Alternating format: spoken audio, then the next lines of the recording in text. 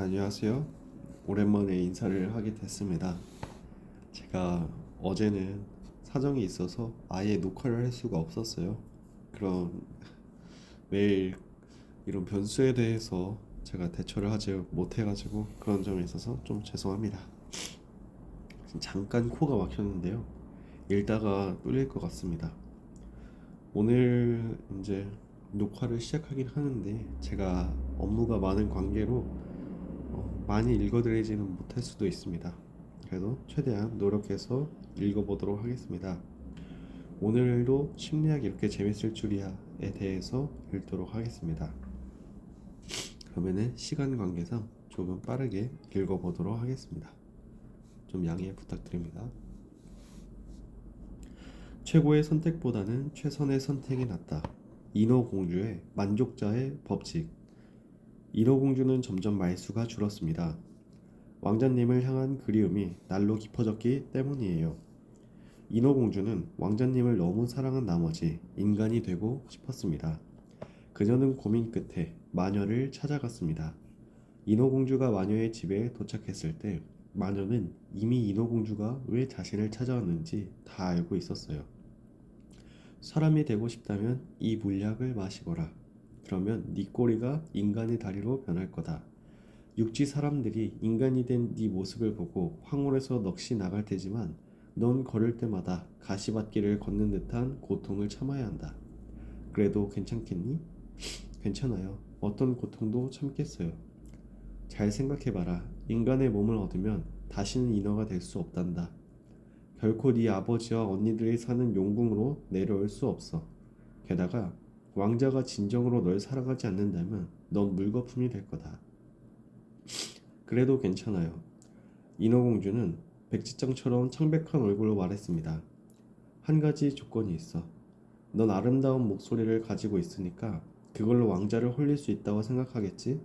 하지만 이 물약을 얻으려면 그 값으로 목소리를 내놔야 해. 대신 넌 우아한 걸음걸이와 그윽한 두 눈을 가질 수 있단다. 어때? 이래도 인간이 되겠니? 그렇게 하세요. 그러자 마녀는 인어공주의 혀를 싹둑 잘랐습니다. 가엾은 인어공주는 이제 아름다운 목소리로 노래를 부를 수도 말을 할 수도 없게 되었지요. 인어공주는 가족들을 다시 볼 수 없다고 생각하니 가슴이 찢어질 것 같았지만 결국 마녀가 준 물약을 마시고 인간이 되었습니다. 인어공주는 인간이 되고 싶어 한다. 그래서 자신의 목소리를 인간의 다리와 맞바꾼다. 그런데 인간이 되면 걸을 때마다 가시밭길을 걷는 듯한 고통을 겪어야 되고 심지어 왕자의 사랑을 받지 못하면 인어공주는 물거품이 되어 영원히 사라질 수도 있다. 그런데도 인어공주는 기어이 인간이 되는 선택을 하고야 만다. 도대체 왜 그런 선택을 했을까? 그 선택을 한 인어공주는 과연 행복했을까? 인어공주가 태어난 곳, 즉 인어공주의 소속 집단은 바닷속 인어들의 세상이다. 하지만 인어공주가 속하고 싶은 집단은 바다 밖 인간들의 세상이다. 여기서 인간 세상이 인어공주의 선택 기준으로 작용한 것인데 이를 인어공주의 준거 집단이라고 한다. 준거 집단이란 한 사람의 행동과 생각, 선택의 기준이 되는 집단을 말한다. 어떤 사람은 소속 집단과 준거 집단이 일치하지만 다른 사람은 그러지 않을 수 있다. 인어공주 이야기가 극적으로 전개될 수 있었던 것은 인어공주의 소속 집단과 준거 집단이 전혀 달랐기 때문이다. 바다 세계를 소속 집단으로 하면서 바다 밖 세계를 준거 집단으로 삼고 있으니 문제가 생길 수밖에 없는 것이다. 한편 인간 왕자를 보고 사랑에 빠진 인어공주는 우여곡절 끝에 왕자를 만나지만 왕자는 다른 여성과 사랑에 빠진다. 왕자의 결혼식이 코앞으로 다가오자 인어공주의 언니들이 인어공주를 만나러 온다. 언니들은 인어공주에게 목숨을 구해준 은인도 몰라보고 다른 여자와 사랑에 빠진 왕자는 그만 포기해. 이 칼로 왕자를 찌르면 넌 다시 인어가 돼서 살 수 있어 라고 말하며 칼을 쥐어든다. 인어공주의 언니들은 인어사회에 소속되어 있고 생각의 기준도 있어. 기준도 인어사회에 있어. 소속 집단과 준거 집단이 일치한다. 이런 언니들한테 인간이 되기로 한 인어공주의 선택은 당연히 무모하게 느껴질 수밖에 없다. 그래서 인어공주를 인어 사회로 돌아오게 만드는 것이 최선의 해결책이라고 본 것이다. 또 언니들에게 왕자를 칼로 찌르는 일은 어려운 것이 아니다. 왕자는 인어가 아니기 때문이다. 하지만 인어공주는 언니들과 다르게 준거 집단과 수석 집단이 일치하지 않는다. 그래서 언니들의 권유는 인어공주에게 엄청난 혼란과 갈등만 준다. 그러면 인어공주는 인간 세상을 택한 자신의 선택에 후회가 없었을까? 1978년 노벨 경제학상을 수상한 미국의 경제학자이자 심리학자인 하버트 사이먼은 선택하는 방식에 따라 사람을 극대화자, 만족자로 구분했다. 극대화자란 어떤 상황에서든 최고의 선택만 하려고 노력하는 사람을 말한다. 극대화자는 선택하기 전에 선택 가능한 모든 영역을 확인하며 선택의 폭을 극대화한다. 예를 들어 극대화자는 옷을 살 때 10곳의 가게가 있으면 10군데 다 둘러서 옷을 입어보는 것을 당연하게 여긴다. 왜 그럴까? 그 이유는 극대화자가 최고의 행복만을 노리기 때문이다. 반면 만족자란 이 정도면 괜찮아. 내가 할 수 있는 최선의 선택이야. 처럼 생각하는 사람을 말한다. 대체로 만족자는 일단 선택하면 다른 것을 더 알아볼 필요를 느끼지 않는다. 그 정도 선에서 만족하는 것이다. 즉, 만족자는 최고보다 자신만의 확실한 기준과 조건을 들어맞는 정도만을 추구한다. 그래서 만족자는 선택할 때 극대화자보다 적은 시간과 비용이 든다. 다시 인어공주 이야기로 돌아가자. 인어공주는 인간의 다리를 얻어서 인간이 되고 싶다는 자신만의 확실한 기준과 조건을 가지고 있었다. 그래서 이 조건에 들어맞는 선택지가 생기자 다른 것들을 포기하고 그 길을 선택한 것이다. 보통 다시는 인어가 될 수 없고 사랑하는 가족과 함께 할 수 없으며 목소리마저 잃어버려야 한다면 좀 더 생각해보고 올게요 라고 할 것이다. 하지만 인어공주는 그 자리에서 선뜻 그렇게 하겠다 라고 말한다. 자신이 원하는 조건을 충족했으니 더 이상 시간과 에너지를 쓰지 않는 것이다. 이러한 점에서 인어공주는 만족자라고 볼 수 있다. 그런 극대화자와 만족자가 선택하고 나서 느끼는 행복의 정도는 얼마나 차이가 날까? 미국 스와스모어 대학의 슈워츠는 선택의 심리학이라는 책에서 이렇게 말했다.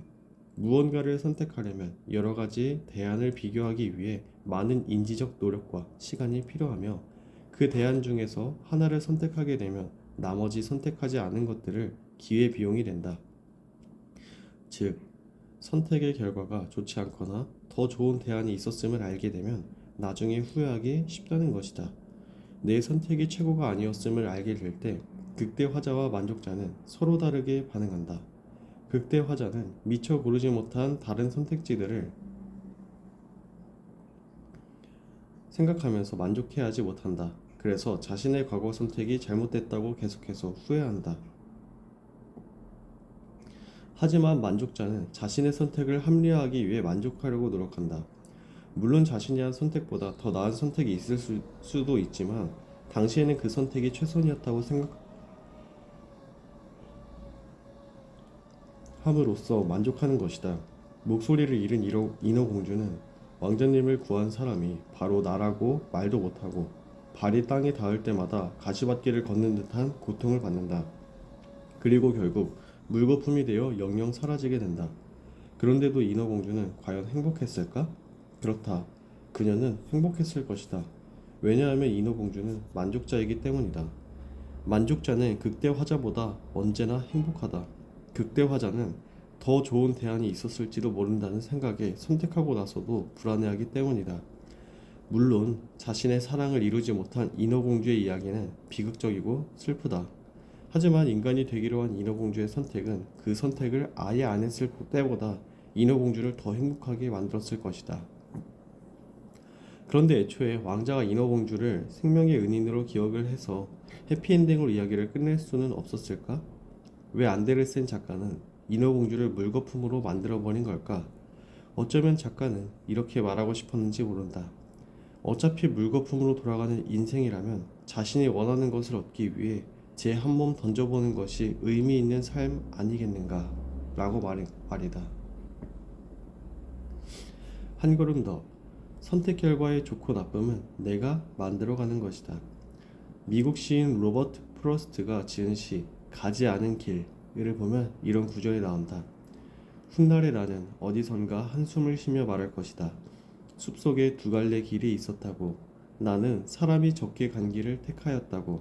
그리고 그것 때문에 모든 것이 달라졌다고. 모든 선택에는 빛과 어둠이 있다. 그런 의미에서 선택은 내가 해야 한다.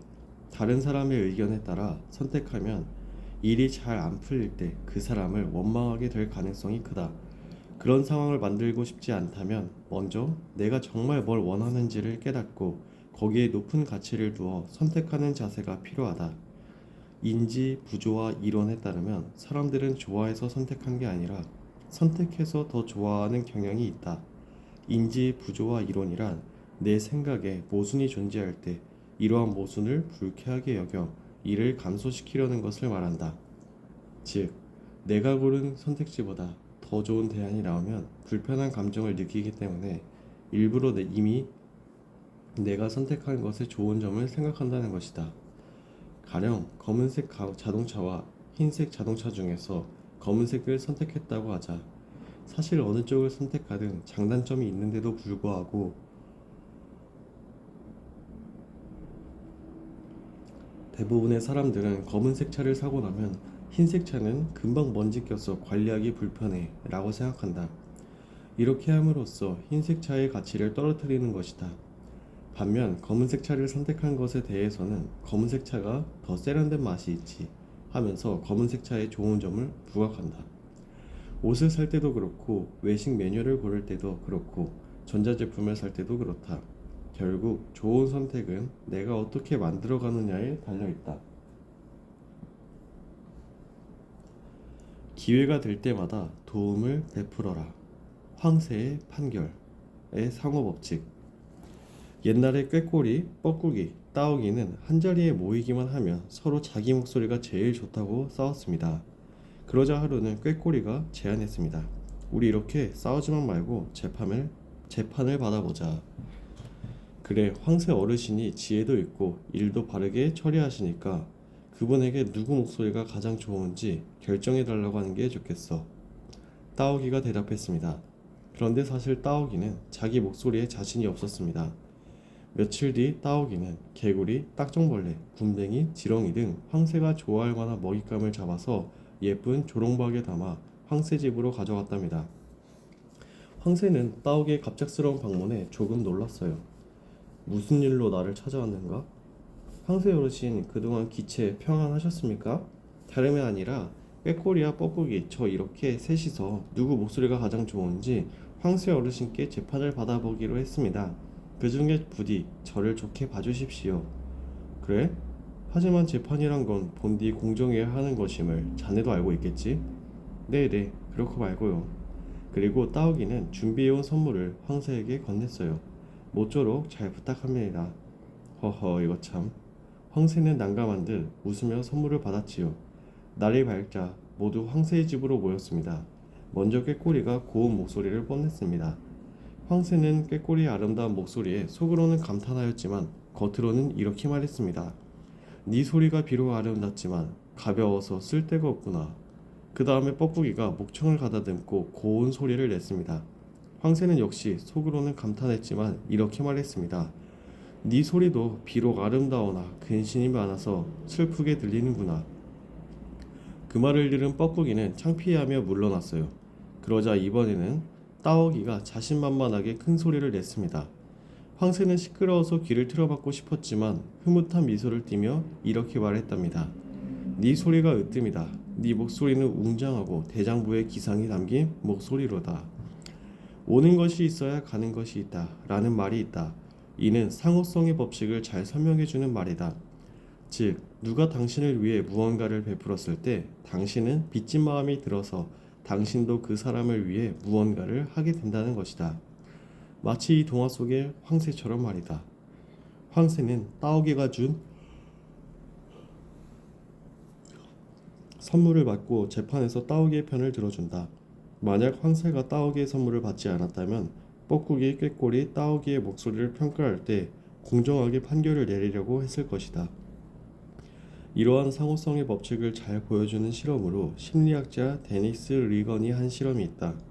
그는 두 명의 실험 참가자에게 미술 작품 슬라이드를 보여주고 작품을 평가하게 하는 가짜 실험을 진행했다. 여기서 두 사람 중 한 명은 실험 참가자를 가장한 스태프였다.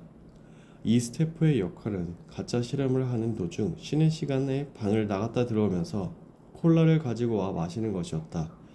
이때 실험 대상자를 두 그룹으로 나눠 한 그룹에서는 스태프가 콜라를 2병 들고 와 하나를 피실험자에게 나눠주었고 나머지 한 그룹에서는 한 병만 들고 와 스태프 혼자 마시게 했다. 그리고 실험이 다 끝난 후 스태프는 피실험자 모두에게 실험의 진짜 목적인 부탁을 하나 했다. 바로 일일 차지표 몇 장을 사달라는 것이었다. 그랬더니 콜라를 주지 않았을 때보다 콜라를 주었을 때 거의 2배나 많은 사람이 표를 사주었다. 이 법칙을 가장 많이 활용하는 직업은 바로 판매직이다. 판매원들은 물건을 팔기 위해 고객에게 다양한 호의를 베푼다. 고객이 상호성의 법칙에 걸려들 수 있도록 미끼를 던지는 것이다. 안 사셔도 돼요. 일단 한번 맛보시고 가세요. 제발 그냥 듣기만 하셔도 사은품을 드려요. 물론 안 사도 된다. 당연히 듣기만 해도 된다. 하지만 시식 코너에서 맛을 보고 사은품을 받는 순간 우리는 상호성의 법칙에 휘말리게 된다. 이대로 사은품만 받고 물건을 사지 않으면 판매원이 자신을 공짜만 좋아하는 얌체로 생각하지 않을까 걱정이 앞선다. 그런 마음의 부담을 떨쳐버리기 위해서 제품을 구매할 가능성이 커진다. 우리는 상대로부터 받은 호의에 보답하는 것이 합당한 사회 규범이라고 배웠기 때문이다. 이 상호성의 법칙은 호의가 아주 작은 것이거나 아니면 당사자가 원치 않은 것일 때에로 나타난다. 종교단체 크리슈나교가 썼던 방법을 살펴보자. 인도에서 제약회사의 매니저로 일하던 A씨 박티 베란타라는 사람은 자신의 이름을 스와미 프라부파다로 바뀌었다.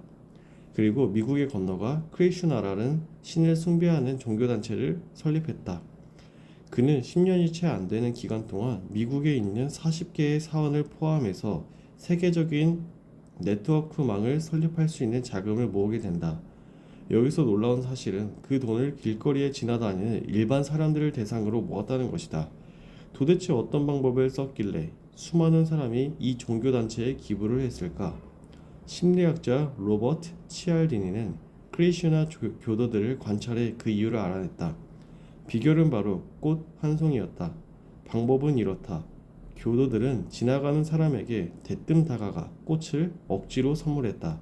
사람들이 그 꽃을 돌려주려고 하면 교도들은 우리의 선물입니다 라고 말하며 꽃을 돌려받지 않았다. 대신 자신들의 종교단체에 기부할 것을 권유했다. 그래서 꽃을 선물 받은 사람들은 상호성의 법칙에 의해 기부를 한 것이다. 다시 동화로 돌아가 보자. 우리가 황새의 엉터리 판결에서 주목해야 할 점이 하나 더 있다. 따오기가 황새에게 뇌물로 준 것이 장신구나 돈이 아니라 바로 음식이라는 사실이다. 왜 하필 음식이었을까? 따오기는 어쩌면 심리학에서 말하는 오찬 효과라는 것을 알고 있었을지도 모른다. 우리는 맛있는 음식을 대접받거나 함께 먹을 때 그 사람에게 대한 호감도가 증가하는데 이를 오찬 효과라고 한다.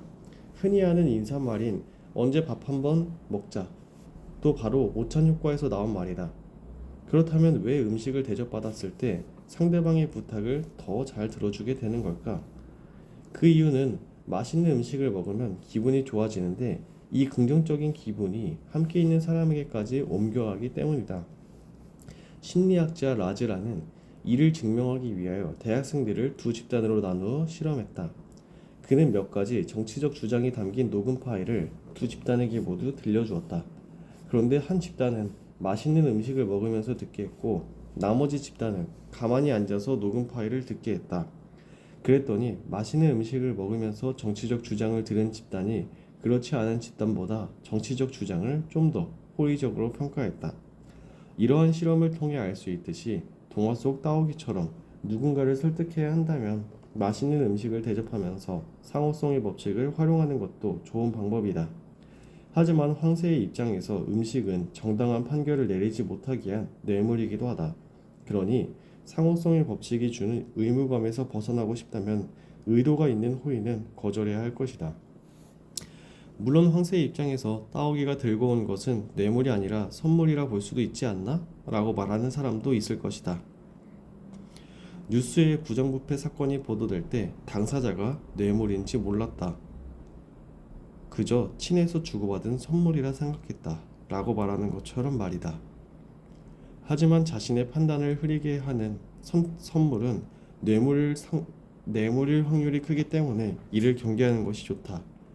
이와 관련하여 대한상공회의소는 선물과 뇌물을 구별하는 기준을 다음과 같이 제시했다.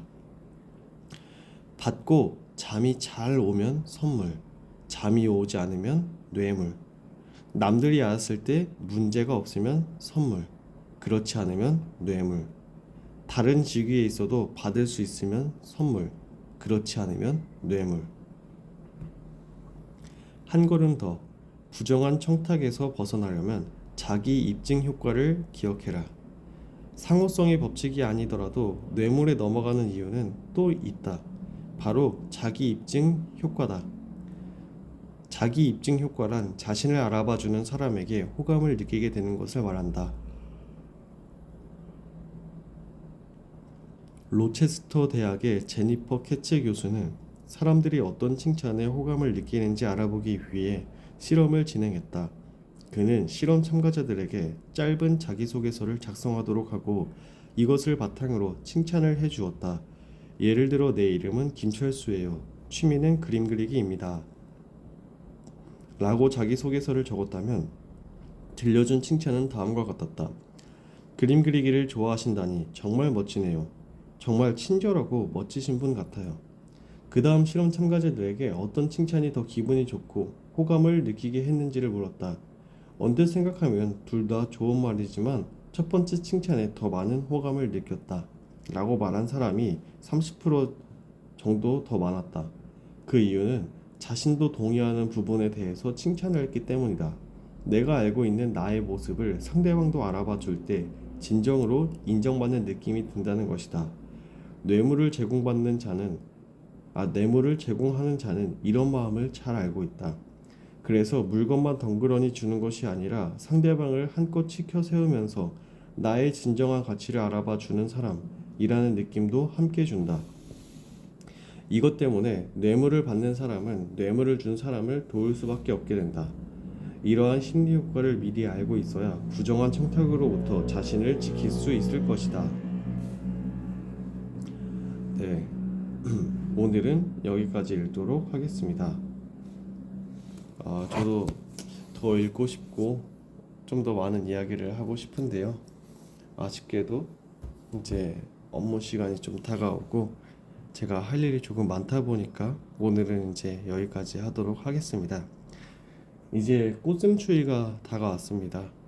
지구 온난화가 있다 할지라도 꽃샘추위는 똑같이 오는 것 같습니다. 시기가 많이 일러지긴 했지만 그래도 계절에 따라서 일어날 일들은 전부 다 일어나는 것 같습니다.